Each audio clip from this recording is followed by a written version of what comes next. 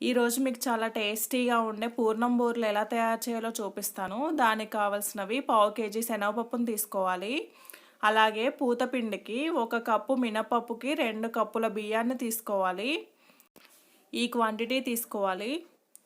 ఈ పప్పుల్ని వాటర్లో 3 అవర్స్ నానబెట్టుకోవాలి.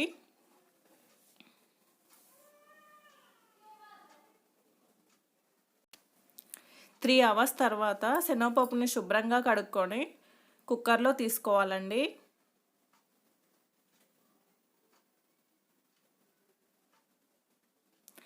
ఇలా కుక్కర్లోకి తీసుకొని శనగపప్పు పూర్తిగా డిప్ అయ్యే వరకు వాటర్ యాడ్ చేసుకోవాలి.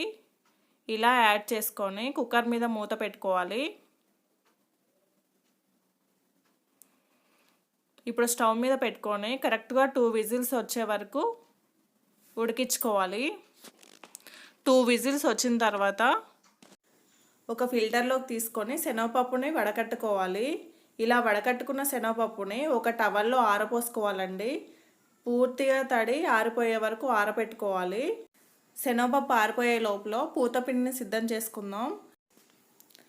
మినపప్పు బియ్యాన్ని శుభ్రంగా కడుక్కొని మిక్సీ జార్లోకి తీసుకోవాలి.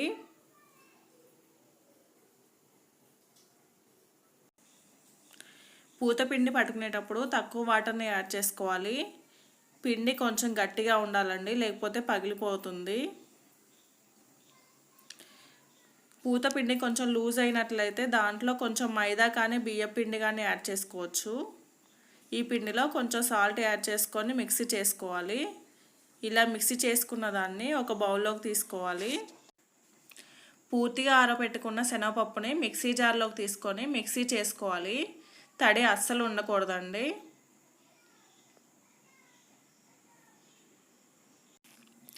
ఇలా మిక్సీ చేసుకొని దీనిలో 200 గ్రామ్స్ బెల్లాన్ని వేసుకోవాలి. అలాగే 1 టేబుల్ స్పూన్ ఇలాచీని వేసుకొని మరొకసారి మిక్సీ చేసుకోవాలి.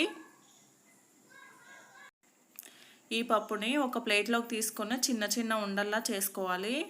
ఈ పప్పు కనుక మీకు లూజ్ అయినట్లయితే ఒక గుప్పెడు పుట్నాల పప్పుని మిక్సీ జార్లోకి తీసుకొని పౌడర్లా చేసుకొని దీంట్లో కలుపుకుంటే వాటర్ని లాగేస్తుందండి. టేస్ట్లో చేంజ్ ఏం రాదు, బాగానే ఉంటుంది.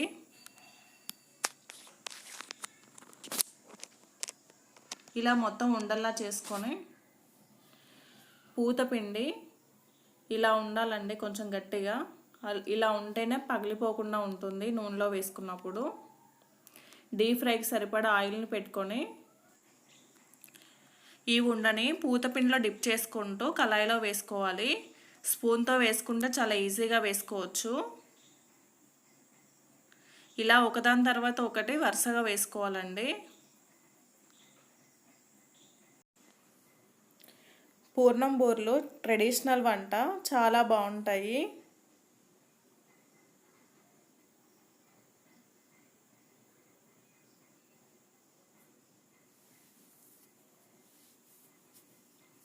ఇలా ఒకదాని తర్వాత ఒకటి వేసుకొని బ్రౌన్ కలర్ వచ్చే వరకు వేయించుకోవాలి.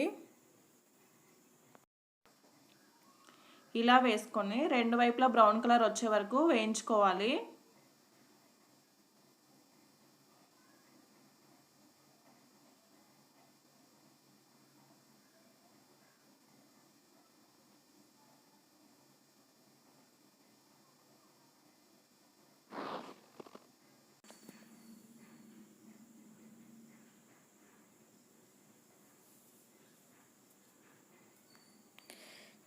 చాలా టేస్టీగా ఉండే పూర్ణం బూరెలు తయారైపోయాయి.